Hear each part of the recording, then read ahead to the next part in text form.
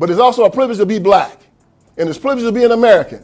And it's really a privilege to be a Christian in the United States of America, the greatest country on the face of this earth. And they're not going to make a George Floyd out of me. I stand up strong. I look them in the eye. And I say, I'm a free man. My freedom comes from God. It's an unalienable right given to me by him. You cannot touch it. And if you try it, I got two things that'll get you off of me. Jesus and my 38. Come try me out. In 2 Timothy chapter 3, verse 13, it says that evil men and impostors will grow worse and worse, deceiving and being deceived. The Democratic Party consists of evil people. The Democratic Party is bent on destroying America, and they're using the black community in particular to do it. Their aim and goal is to take Jesus, take God out of the black community. I've said that over and over and over again. And it's so refreshing when I hear another black man speak along those lines. Case in point, today I have Everett Ellison. He was on with Tucker Carlson in a recent episode. And I wanted to share some of his thoughts with you, and we can react to that. Let's take a listen. So how do we respond to this? How do we respond to the truth once we have it? Well, Everett Ellison seemed like a good man to ask. He's the author of Crime, Inc. He joins us now. Vince, thanks so much for coming on. So as with so many other stories, the origin thanks for having me, Tucker. Of COVID, it's a blessing to have you. We now know what actually happened, but the question then is, what do you do with that knowledge? We know that the U.S. government, Tony Fauci, worked with the Chinese to create the virus that overturned the American economy, but what do we do with that knowledge? What do we do with the knowledge that George Floyd was not actually strangled to death by a cop?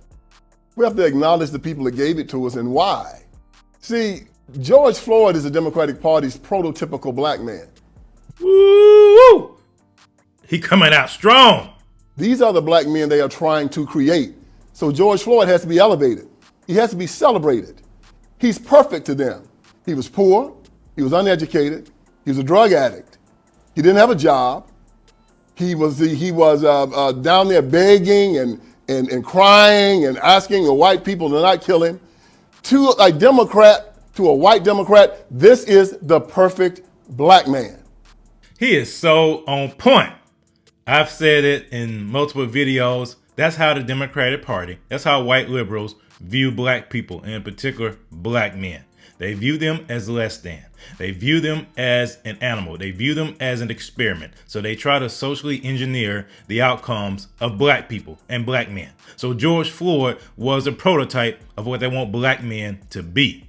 So he has to be elevated.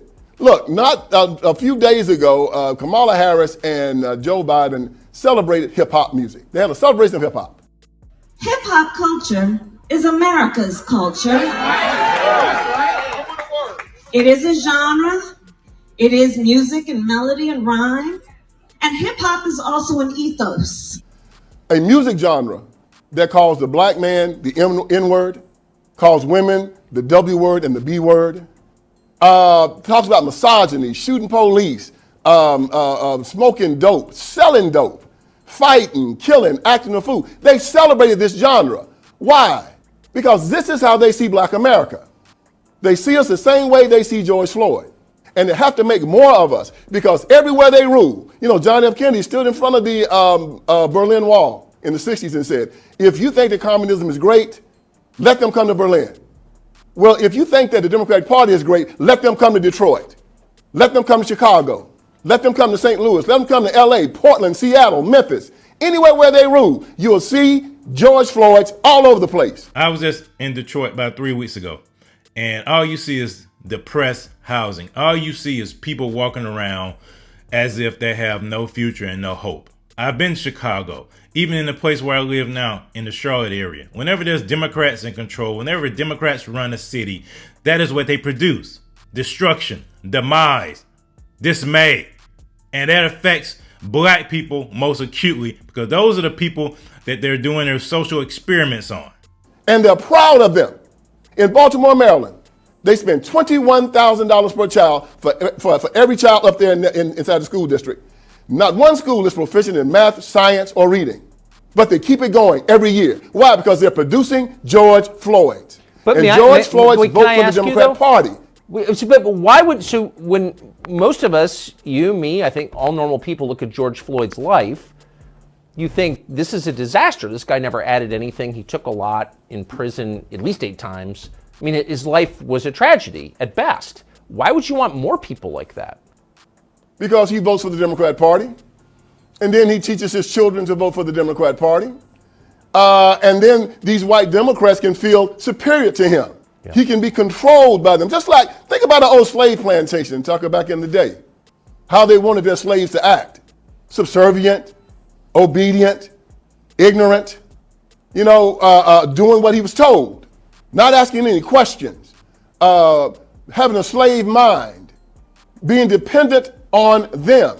This is how they want black men to be in America. This is how they want the whole black community to be. This is why it started in the civil rights movement. When Martin Luther King Jr. in his I Have a Green speech said, 100 years after the Emancipation Proclamation, the Negro is still not free. He said 5 times in that speech that we were not free. It turned the Declaration of Independence on its head, because in our Declaration of Independence it said that our freedom was an unalienable right given us by God. Our rights do not come from government. Our rights come from God. God is the source of our rights.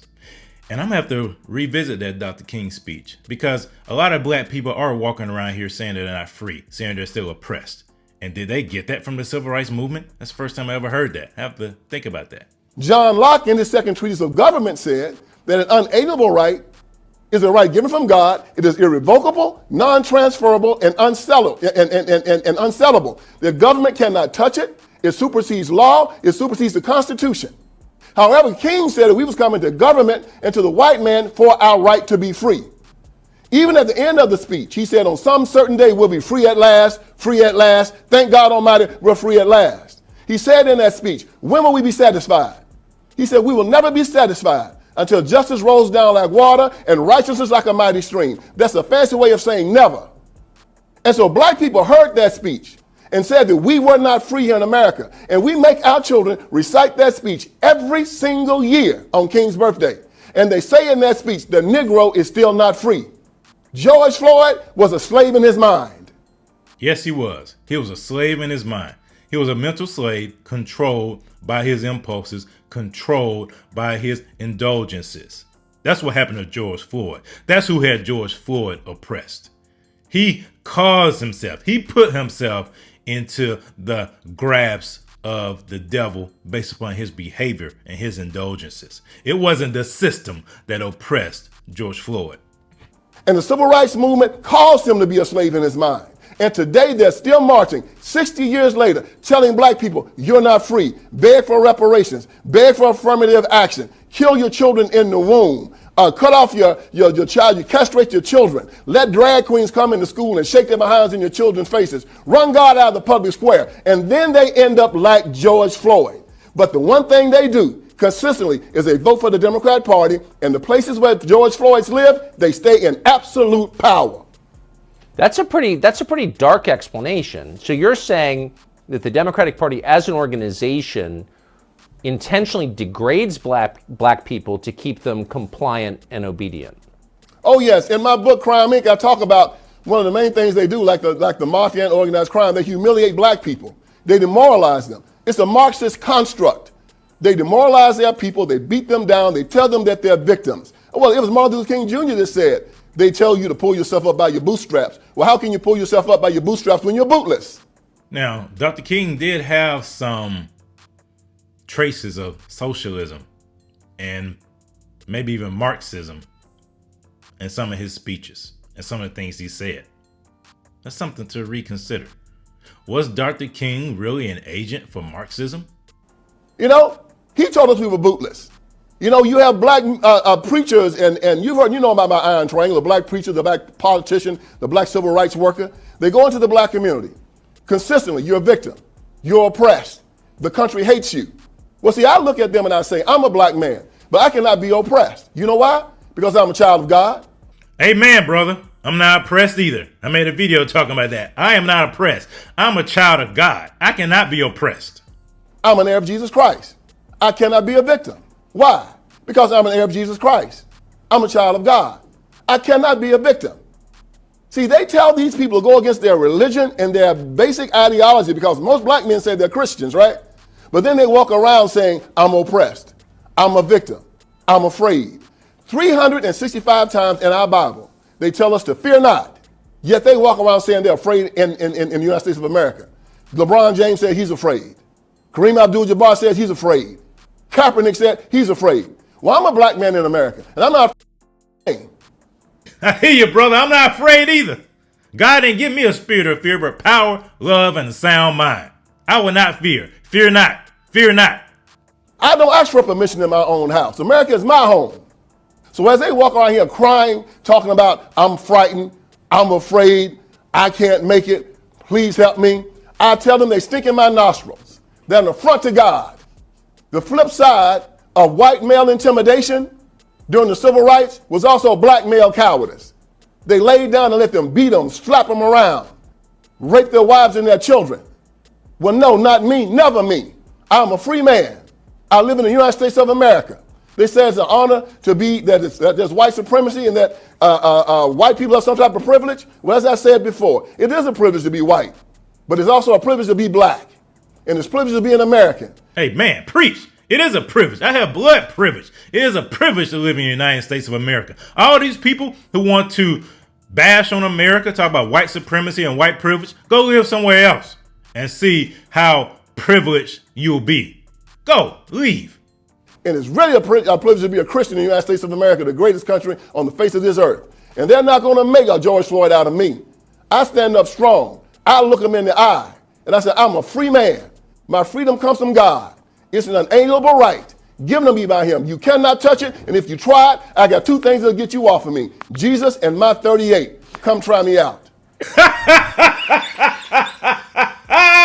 Jesus and my 38. Wow. I got Jesus in my 38. Come try me out. I got Jesus in my 38. Come try me out. So the Democratic Party used BLM as a domestic militia in the last presidential cycle, 2020, to defeat Donald Trump. Do you expect something like that to happen again? Well, you see how they use the same tactics as Iran. Iran has Hezbollah and Hamas as their militias. And the Democratic Party uses BLM and Antifa as theirs, throwing the rock and hiding the hand. Of course they're going to do it. They've always done it. Even at the beginning, they used the Ku Klux Klan for the military ring. Now they're using BLM, they're using Antifa, they're using NAACP, and they're their suicide bombers. They're their shock troops. They're their brown shirts. They're their street soldiers. And they're going to go out there, and I guarantee you, Tucker, they're going to look over all the black-on-black violence. They're going to look over all the black men killing black men. They're going to look over all the snatching grabs and all the burning and all the fighting and looting and acting a fool. And they're going to find one crazy white cop that's going to do something to some crazy black man, and then they're going to try to burn this country down for it. That's their plan. That's their template. I hope America's ready for it because it's coming. And it always works for them. It always works because the press and everybody's just waiting. Oh, they're on the starting line just waiting for it. And as soon as they find, it always works for them. It always works because the press and everybody's just waiting. Oh, they're on the starting line just waiting for it. And as soon as they find that golden kill, watch them go crazy with it. BLM is going to start getting their money from the Democrat Party because that's who they get it from. The same way that Hamas gets their money from Iran. BLM gets their money from the Democrat Party. And BLM does not stand for Black Lives Matter. It stands for burn, loot, and murder. And that's what we should call them from now on. Vince Everett Ellison, Bible in a 38. It's great to see you today. Thank you very much. That's my new favorite commentator, Vince Everett Ellison. That brother was on point. There's nothing else left to say. But to reiterate, we're not victims. We are empowered for greatness.